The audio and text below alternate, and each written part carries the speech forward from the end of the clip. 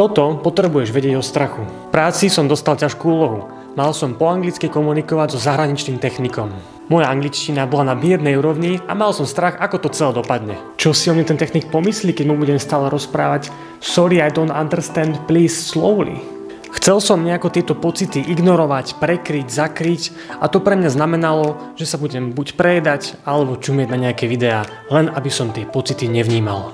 A toto je dôležitý moment. Strach alebo úzkosť nie sú negatívne emócie, ale emócie, ktoré nesú nejakú správu, majú nejaký svoj účel. Pomôžu mi nasledujúce otázky. Čo najhoršie sa môže stať? Čo mi môže pomôcť zvládnuť túto situáciu lepšie? Čo mi pomohlo v minulosti v podobnej situácii? Pre viac takéhoto obsahu mi kľudne zanechaj follow alebo like a kľudne sa môžeš do komentára podeliť, aká je tvoja skúsenosť s prekonávaním strachu.